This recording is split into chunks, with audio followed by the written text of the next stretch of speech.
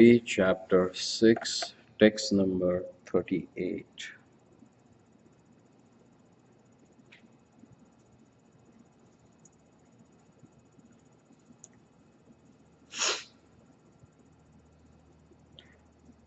Atmano avasito vatsa mahima kavinadina samvatsarena sahasrante dhiya yoga vipakvaya.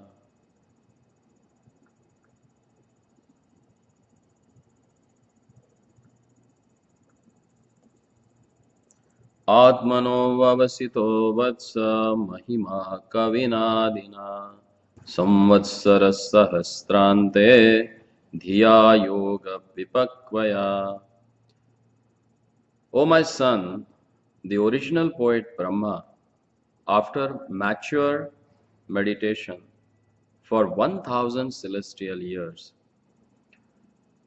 could know only that the glories of the Supreme Lord are inconceivable.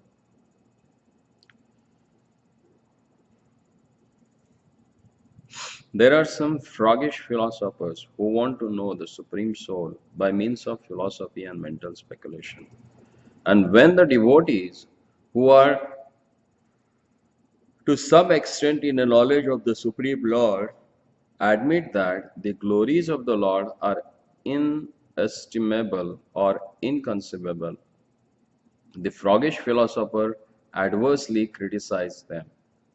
These philosophers, like the frog in the well who tried to estimate the measurement of the Pacific Ocean, like to take trouble over fruitless mental speculation instead of taking instruction from devotees like the original poet, namely Brahma. Lord Brahma underwent a severe type of a meditation for 1000 celestial years. Yet, he said that the glories of the Lord are inconceivable. Therefore, what can the froggish philosophers hope to gain from their mental speculations? It is said in the Brahma Samhita that the mental speculator may fly through the sky of speculation with the velocity of the mind or the wind for thousands of millions of years, and still he will find it is inconceivable. The devotees, however, do not waste time in such a vain searching after knowledge of the Supreme, but they submissively hear the glories of the Lord from bona fide devotees. Thus, they transcendently enjoys the process of hearing and chanting.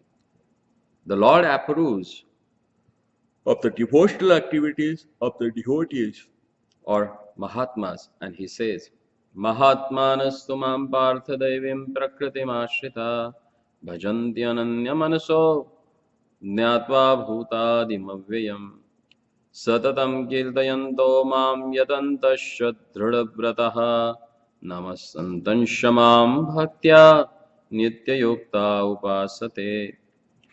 The pure devotees of the Lord take shelter of the Parash Prakriti, the internal potency of the Lord called Lakshmi Devi, Sita Devi, Srimati Radharani or Srimati Rukmini Devi. And thus they become actually Mahatmas or great souls. Mahatmas are not found in indulging in a mental speculation, but they actually take to the devotional service of the Lord without the slightest deviation. Devotional service is manifested by the primary process of hearing and chanting about the activities of Lord. This transcendental method, practiced by the Mahatmas, gives them sufficient knowledge of the Lord, because if the Lord can at all be known to some extent, it is only through the means of devotional service and no other way. One may go on speculating and waste the valuable time of his human life, but that will not help anyone to enter into presence of the Lord. The Mahatmas, however, are not concerned with the knowing the Lord by mental speculation because they enjoy hearing about his glorious activities in his transcendental dealings with the devotees or with the demons. The devotees take pleasure in both and are happy in this life and the life after. ॐ अज्ञानतिमिरन्धस्य ज्ञानाञ्जनशलाकया चक्षुरुन्मिलितं येन तस्मै श्रीगुरवे नमः। श्रीचैतन्यमनोभीष्टं स्थापितं येन भूतले स्वयं रूपा कदा मह्यं ददाति स्वपदान्तिकं। वन्देऽहं श्रीगुरोः श्रीयुतापदकमलं श्रीगुरून् वैष्णवान् च श्रीरूपं साग्रजातं सहगण रघुनाथान्वितं तं सजीवं साद्वैतं सावधूतं परिजनसहितं कृष्णचैतन्यदेवं श्रीराधा कृष्णपादान् सहगण ललिता श्रीविशाखान्वितांश। हरे कृष्णा कृष्णा कृष्णा हरे हरे, हरे Ram Ram Ram Hare Hare.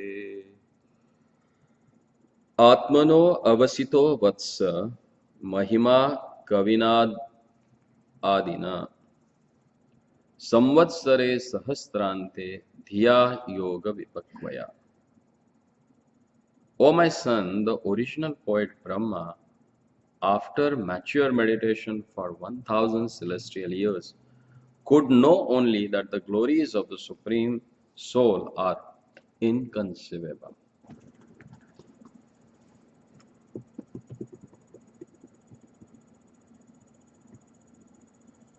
Now, in this verse,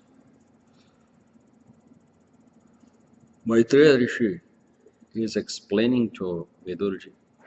He is calling him here as a Vatsa. That shows his seniority, not only by the age, but with the thought also. Because Maitreya Rishi was a contemporary of Srila Veda Vyasa, and he was a direct disciple of Parashar Rishi. Parashar Rishi is father of Veda Vyasa and great Rishi who has been considered as compiler and composer of many Vedic texts. He is considered as a Rishi for some few mantras. And his disciple is Maitreya Rishi.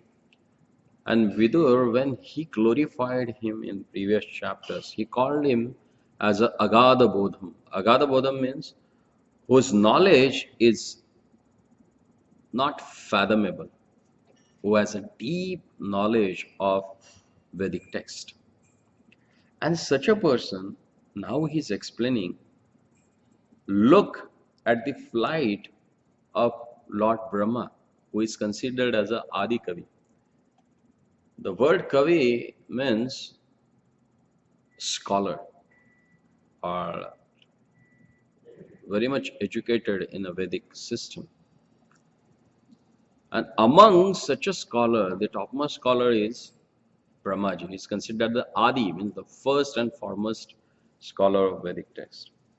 So when he underwent the austerities of 1000 years of demigods, then he came to the conclusion that to understand or to fathom or to conceive the wonderful pastimes of their Lordship is very difficult. He says, inconceivable. And there are some philosophers whom Prabhupada calls it here as a froggish philosopher. Why he is giving this example of a frog?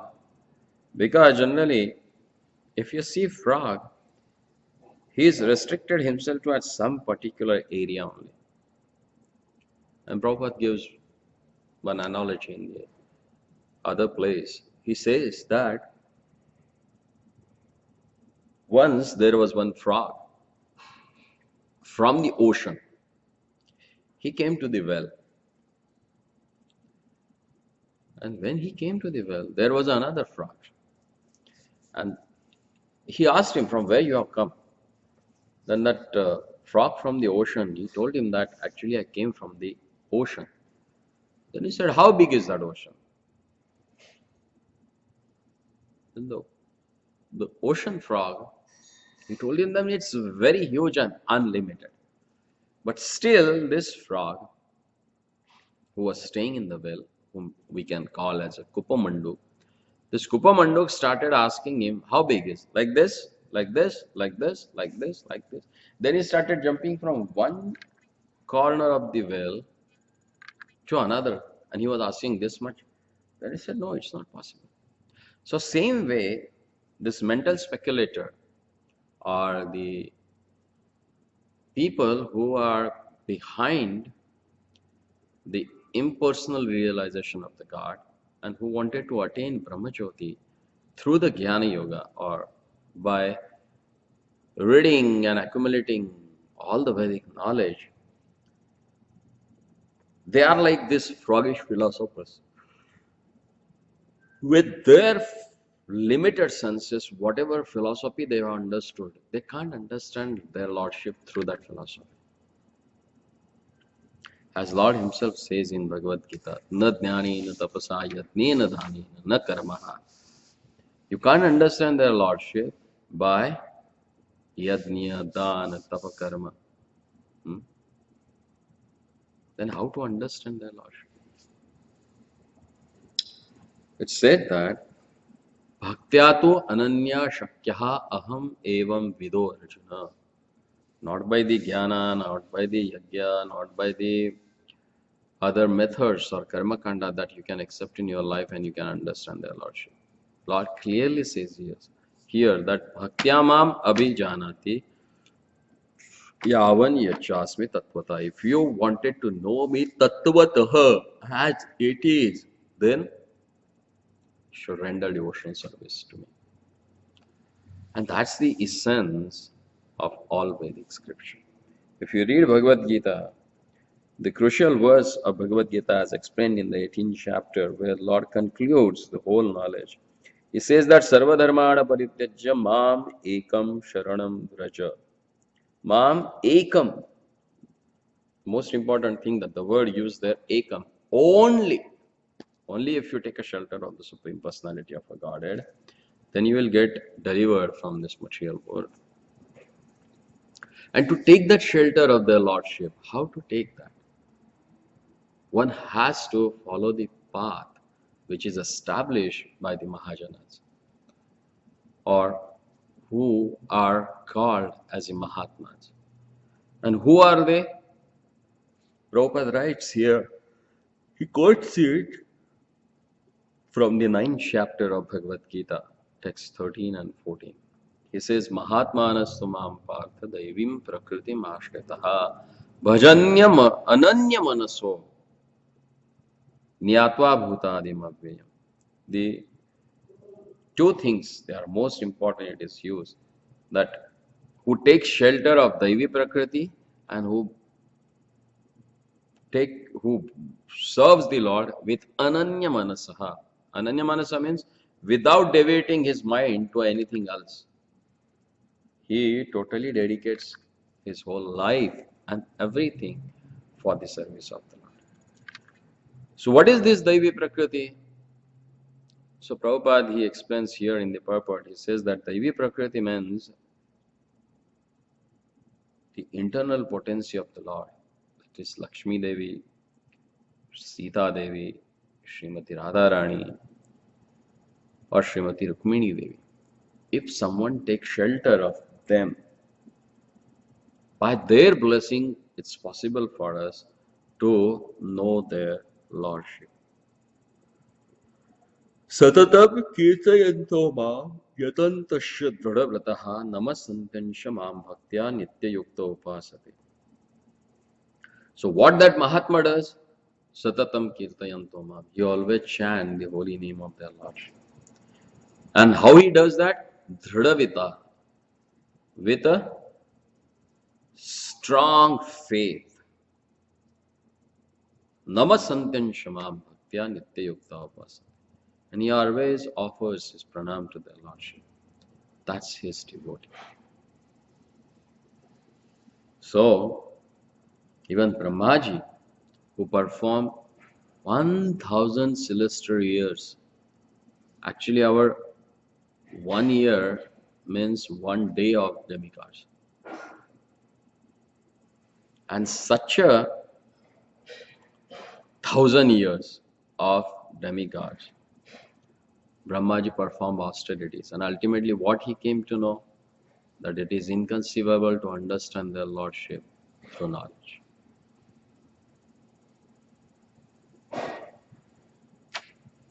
So, any question, any comment? So how exactly practically do we take shelter of the internal bodies? To take shelter of?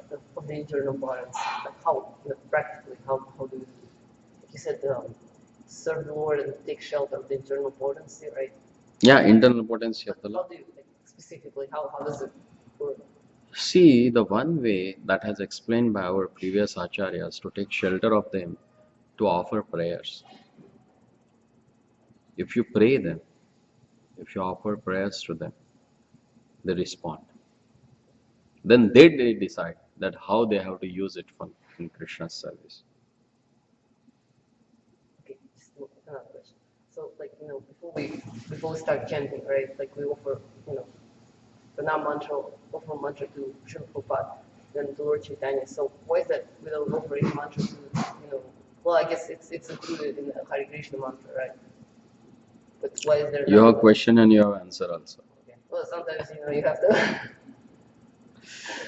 See, generally, all our great acharyas, how they represent themselves. Servant of servant of servant of servant. In ultimate set, whom they serve, they are not directly rendering service to their Lordship. They are rendering service to the servants of the Lord who are engaged in the service of the Lord. So when you pray to your spiritual master, whom you are praying actually? You are praying the person who is assisting his spiritual master,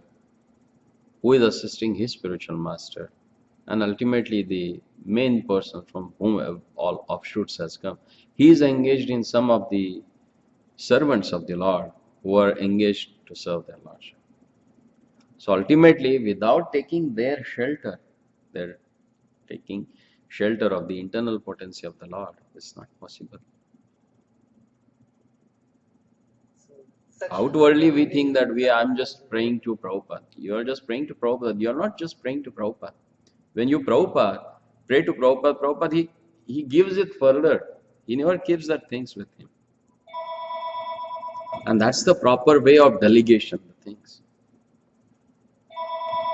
So basically, by doing that, we already taken shelter of the internal bodies.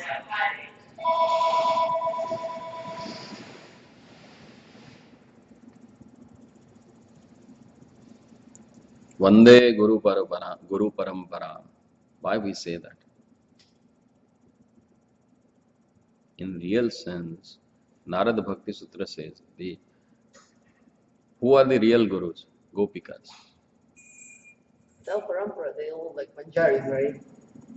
Ah, So manjaris are the servants, yeah, the servants of the place, yeah. right? So,